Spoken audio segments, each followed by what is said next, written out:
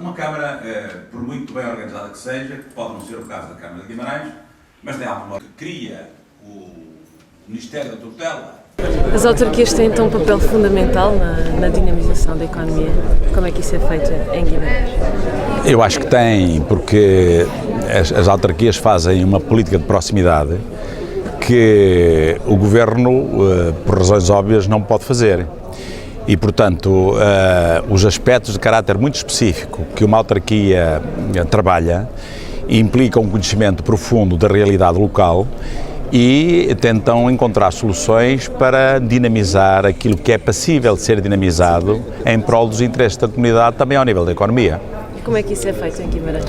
Em Guimarães nós potenciamos aquilo que de algum modo herdamos.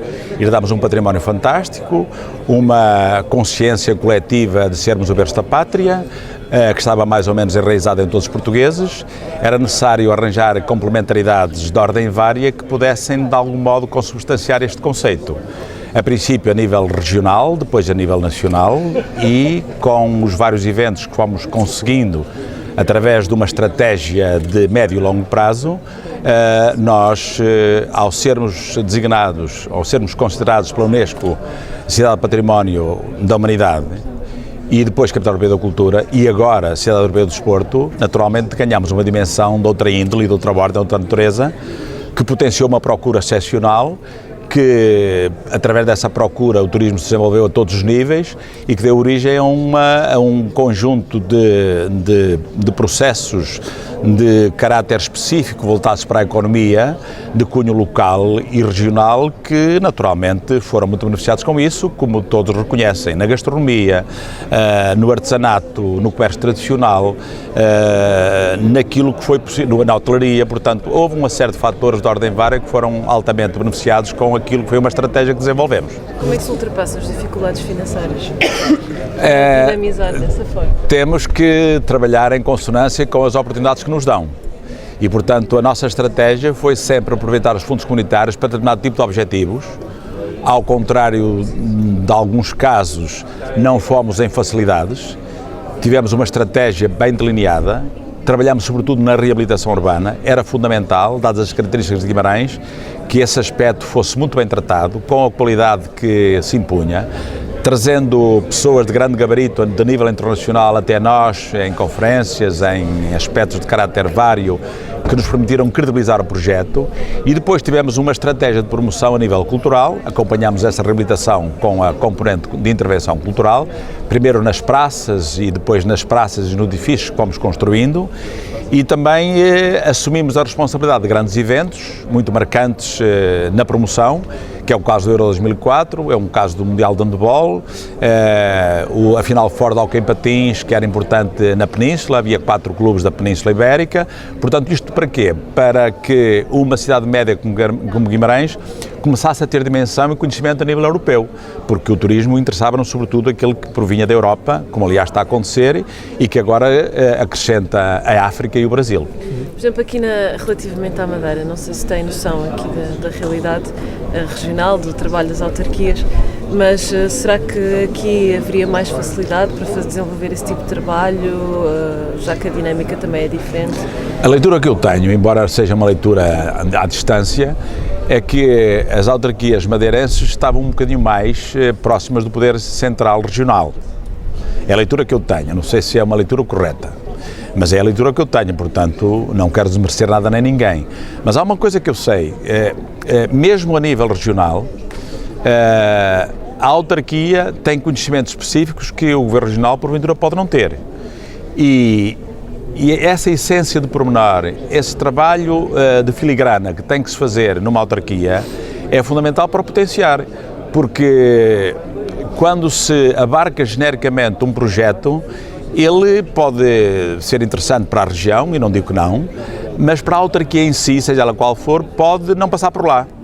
E se eu estou naquela autarquia, aí então eu tenho que preocupar sobretudo com aquilo que é a minha responsabilidade que o eleitorado me cometeu.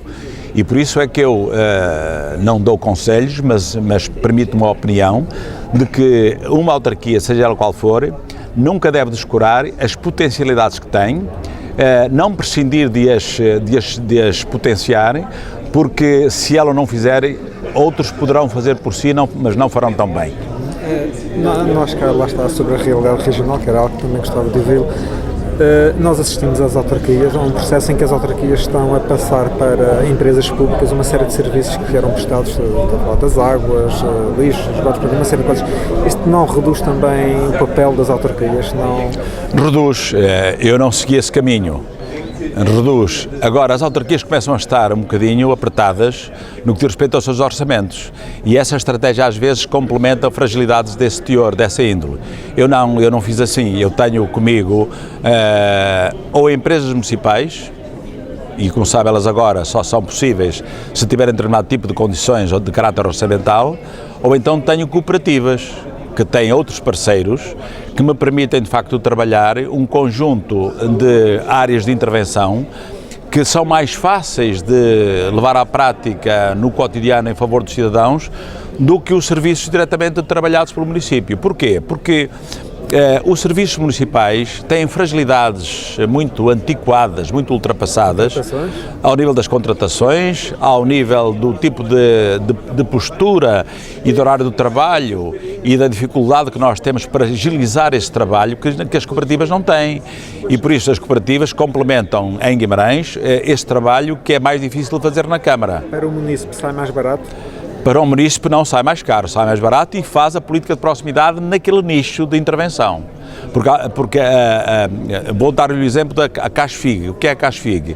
É uma pequenina empresa, uma empresa municipal que tem 14 ou 15 funcionários, que trata de 495 habitações, a todos os níveis, nas rendas, na reabilitação, no alojamento, no acompanhamento dos cidadãos, e aquilo funciona em pleno. E depois, o que é preciso? Quem lidera, por proposta minha, é um homem do CDS.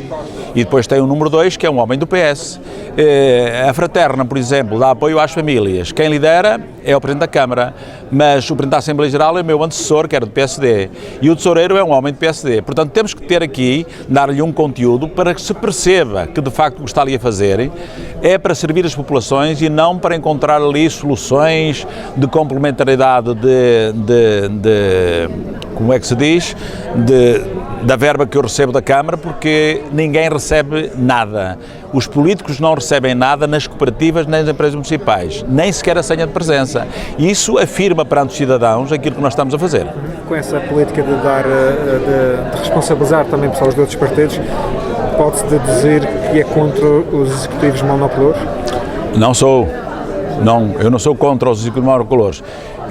Tem que haver maioria. Podem não ser monocolores, mas tem que ter maioria. Se não tiverem, não conseguem trabalhar. É a minha opinião, porque já passei 10 anos por isso, como já disse ali dentro. Agora, o bom senso implica que se nós soubermos que há pessoas, e há, noutros partidos, que estão disponíveis para trabalhar connosco e têm qualidades, devemos, de facto, partilhar esse poder. Porque isso significa que nós estamos desprendidos de habilidades hipotéticas que se possam imaginar na gestão deste tipo de cooperativas. Porque algumas delas, como sabe, de acordo com a lei, podem não ter que prestar contas cotidianamente aos órgãos municipais. Isso é que normalmente é a acusação que a oposição nos faz. Mas se eu tiver gente de outros partidos a trabalhar em consonância comigo nessas cooperativas ou nas empresas municipais, eu estou de alma lavada, porque tenho lá gente que pode passar a mensagem aos seus pares de ideologia que naturalmente não me incomodam nada, porque senão não os tinha lá.